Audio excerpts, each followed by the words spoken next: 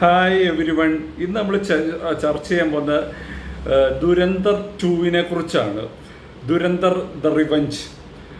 First part ഭയങ്കരമായിട്ടൊരു കോളിളക്കം സൃഷ്ടിക്കാൻ ആ സിനിമയ്ക്ക് കഴിഞ്ഞു. അതോടുകൂടി തന്നെ ഈ സെക്കൻഡ് പാർട്ടിന് വേണ്ടി എല്ലാവരും കട്ട വെയിറ്റിംഗ് ആയിരുന്നു, ഞാനും. പക്ഷേ എനിക്ക് ഫസ്റ്റ് പാർട്ടിനെക്കാട്ടി ഒന്നുകൂടെ ഇഷ്ടപ്പെട്ടത് സെക്കൻഡ് പാർട്ടാണ് കേട്ടോ. കാരണം രൺവീർ സിംഗിൻ്റെ സ്ക്രീൻ പ്രസൻസ് ഒരു രക്ഷയില്ല.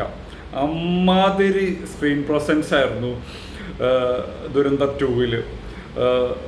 നല്ല ഫുള്ളി ആയിട്ടുള്ള എൻഗേജിങ് ആയിട്ടുള്ള ഒരു മൂവിയായിരുന്നു. അപ്പോൾ ഫസ്റ്റ് പാർട്ടിൽ നമ്മൾ കണ്ടതാണ് പിന്നെ അതായത് ഇന്ത്യൻ ഏജൻ്റായിട്ട് വന്നിട്ട് നേരെ പാകിസ്ഥാനിൽ കയറുകയും അവിടെ സ്പൈ ആയിട്ട് വർക്ക് ചെയ്യുകയും ചെയ്യുന്ന ഹംസ എന്ന് പറയുന്ന ക്യാരക്ടറിനെയാണ് രൺവീർ അവതരിപ്പിച്ചേക്കുന്നത്. അപ്പം അത് അവരുടെ ഇതിലേക്ക് നുഴഞ്ഞു കയറുകയും അവിടെ ഒരു മെയിൻ വില്ലൻ്റെ സഹായിയായിട്ട് നിൽക്കുന്നത് ആയിട്ടാണ് ഫസ്റ്റ് പാർട്ട് പോയത്. അപ്പം സെക്കൻഡ് പാർട്ടിലേക്ക് വന്നപ്പം സെക്കൻഡ് പാർട്ട് ഏതാണ്ട് 2000 സ്റ്റാർട്ട് ചെയ്യുന്ന രീതിയിലാണ് ഇത് സ്റ്റാർട്ട് ചെയ്തേക്കുന്നത്. അത് പുള്ളിക്കാരൻ രൺവീർ സിംഗ് പിന്നെ ഇതിലേക്ക് എങ്ങനെ കയറുന്നു എന്നുള്ള ഒരു സ്റ്റോറി പറയുന്ന ആദ്യ കാലഘട്ടമാണ് അതിൽ കാണിച്ചേക്കുന്നത്. ക്ലീൻ ഷേവ് ഒക്കെ ചെയ്ത രൺവീർ. അത് മാത്രമല്ല, അതിൻ്റെ ആ തുടക്കത്തിൽ AK-47 ഒരു വെടിവെപ്പുണ്ട്. ഒരു രക്ഷയില്ല. കാരണം ആ തുടക്കം തന്നെ ഒരു രക്ഷയില്ലാതെ കയ്യിലെടുക്കാനായിട്ട് ദുരന്തർ 2-ന് സഹായിച്ചു. കാരണം അത്രയും ആയിട്ടുള്ള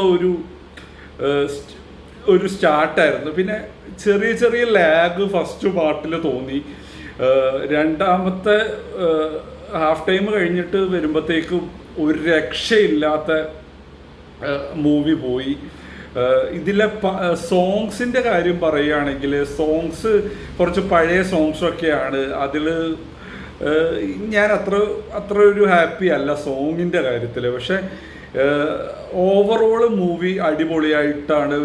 BGM ഒക്കെ ഒരു രക്ഷയില്ലാത്ത BGM-ഉം പിന്നെ മാധവൻ്റെ ഒരു എൻട്രി ഒക്കെ ഉണ്ട്. അത് ഒരു രക്ഷയില്ല കേട്ടോ. എനിക്കൊന്ന് മാധവിന് മാത്രമാണ് അതിൽ നല്ലൊരു എൻട്രി ആയിട്ട് വന്നേക്കുന്നത്. ബാക്കിയുള്ളവർക്ക് അങ്ങനെ എൻട്രി എന്ന് പറഞ്ഞൊരു സംഭവമൊന്നും കൊടുത്തിട്ടില്ല. മാധവൻ്റെ എൻട്രി ഒരു രക്ഷയില്ലാത്ത എൻട്രി ആയിരുന്നു. അത് എന്താ പറയുക, മാധവന് എപ്പോൾ സ്ക്രീനിൽ വന്നു കഴിഞ്ഞാൽ അമ്മാതിരി ഒരു ആരും പിന്നെ കൈയടിച്ചു പോകുന്ന ഒരു സ്ക്രീൻ പ്രസൻസും മാധവനുണ്ട്.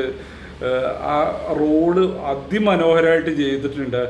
അതുകൂടാതെ നമ്മുടെ ദാവൂദ് ഇബ്രാഹിമിൻ്റെ അതൊക്കെ ഒരു പച്ചക്കായിട്ട് കാണിക്കുന്നുണ്ട്.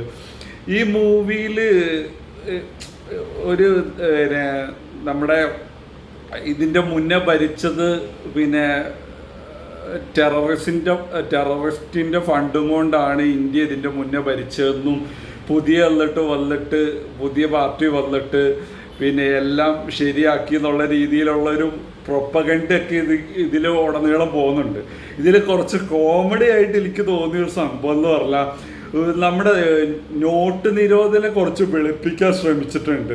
അതായത് പാകിസ്ഥാനിൽ 60,000 കോടിയുടെ കള്ളനോട്ട് വന്ന് ഇത് തടയാൻ വേണ്ടിയിട്ടാണ് നോട്ട് നമ്മൾ നിരോധിച്ചതെന്നൊക്കെയുള്ള ഒരു വെളുപ്പിക്കലും കൂടെ ഈ മൂവി കൂടെ നടത്തുന്നുണ്ട്. അത് ഭയങ്കരമായിട്ടൊരു കോമഡി പോലെ എനിക്ക് തോന്നി.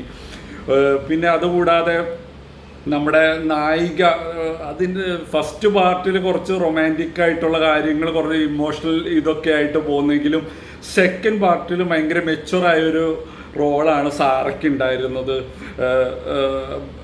കല്യാണം കഴിഞ്ഞിട്ടുള്ള സീൻസുകളാണല്ലോ. അപ്പം നല്ല മെച്ചുവറായിട്ടുള്ള ഒരു റോളും ഒരു കുട്ടിയുടെ അമ്മയൊക്കെ ആയിട്ട് അത് നല്ല രീതിയിൽ പിന്നെ ആ റോള് സാറ അതിമനോഹരമായിട്ട് ചെയ്തിട്ടുണ്ട്.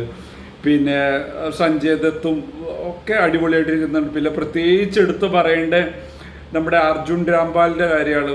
പുള്ളിക്കാരൻ കട്ടയ്ക്കുള്ളൊരു വില്ലൻ. അതായത് പക്ക ഹീറോയിനെക്കാട്ടി എടുത്തു പറയത്തക്ക രീതിയിലുള്ളൊരു വില്ലൻ ഇതായിട്ട് വളരെ മനോഹരമായിട്ട് അത് ആ റോള് ചെയ്തിട്ടുണ്ട്. പിന്നെ സിനിമാറ്റോഗ്രാഫി വൈസ് ആയിട്ടാണെങ്കിൽ ഈ മൂവി നെക്സ്റ്റ് തലം ആട്ടോ, കാരണം അത്ര നല്ല രീതിയിൽ അവരെടുത്തിട്ടുണ്ട്. പിന്നെ ഇത് ഒരു 3.25 മണിക്കൂറുണ്ട് ഈ മൂവി, കുറച്ച് ലെങ്ത്ത് കൂടിയ ഒരു മൂവിയാണ്. കാരണം ഇത്രയൊക്കെ ലെങ്ത്ത് വേണം ഒരുപക്ഷെ, കാരണം അവർ ഉദ്ദേശിച്ച എല്ലാ കാര്യങ്ങളും അത് പറയാൻ വേണ്ടി എടുത്തിട്ടുള്ളൊരു ലെങ്ത്താണ്. പക്ഷേ നമ്മുടെ മൂവിൻ്റെ സ്റ്റാർട്ടിങ് മുതൽ അവസാനം വരെ നമുക്കങ്ങനെ, ഞാൻ പറഞ്ഞില്ല ഫസ്റ്റ് പാർട്ട് ചെറിയ ലാഗ് ഉണ്ട്, ഇപ്പോൾ നമുക്കങ്ങനെ ഒരു ബോറടിപ്പിക്കുന്ന ഒരു ലാഗ് ഈ മൂവിയിൽ എവിടെ ഉണ്ടായിരുന്നില്ല. ഓവറോൾ നല്ലൊരു മസ്റ്റ് വാച്ച് മൂവി, ഒരു ആക്ഷൻ ത്രില്ലറാണ്. പിന്നെ കുറച്ച് വയലൻസ് ഒക്കെ നല്ല നമ്മുടെ മാർക്കോലെ പോലെ കുറച്ച് എക്സ്ട്രീം ലെവലിലുള്ള സാധനങ്ങളും ഇതിൻ്റെ അകത്ത് എടുത്തിട്ടുണ്ട്. അതുകൂടാതെ തന്നെ ഈ ഒരു പടത്തിൽ ഏതാണ്ട് 21 കട്ട് സെൻസർ ബോർഡ് നൽകിയിട്ടുണ്ട്. നമ്മുടെ കേരള സ്റ്റോറി ഇതാക്കാത്ത സെൻസർ ബോർഡാട്ടോ, ഇതിലാവശ്യത്തിലേറെ കട്ടുകൾ കൊടുത്തിട്ടുണ്ട്. അതിൽ ഹാമറും കൊണ്ട് അടിച്ചു കൊല്ലുന്ന സീനൊക്കെ ഉണ്ട്, അതിലൊക്കെ സെൻസർ ബോർഡിൻ്റെ ഇത്. പിന്നെ കുറച്ച് വേർഡ്സിൽ അബ്യൂസീവ് വേർഡ്സ് അതൊക്കെ മ്യൂട്ട് ചെയ്ത് അങ്ങനെ കുറേ സംഭവങ്ങളും ഒക്കെ ആയിട്ട് ഏതാണ്ട് 21ഓളം കട്ട് ഇതിൽ അവർ നടത്തിയിട്ടുണ്ട്. പിന്നെ ഇതിൽ രൺവീർ കപൂറിൻ്റെ സ്ക്രീൻ പ്രസൻസ് ആണ് ഒരു രക്ഷയില്ലാത്ത, കുറച്ച് ഗൂസ് ബംസ് ഉണ്ട്. അത് നമുക്ക് തിയേറ്ററിൽ തന്നെ പോയി എൻജോയ് ചെയ്യേണ്ട ഒരു സംഭവമാണ്. പിന്നെ അതേപോലെ ഒരു സോങ്ങിൻ്റെ കാര്യത്തിൽ മാത്രമാണ് കുറച്ചൊരു പോരായ്മ തോന്നി. ഓവറോൾ നല്ലൊരു തിയേറ്റർ വാച്ച് ആണ്. എനിക്ക് ഫസ്റ്റിനെക്കാട്ടിയും എന്തുകൊണ്ടും എല്ലാവർക്കും ഇഷ്ടപ്പെടും സെക്കൻഡ് പാർട്ട്.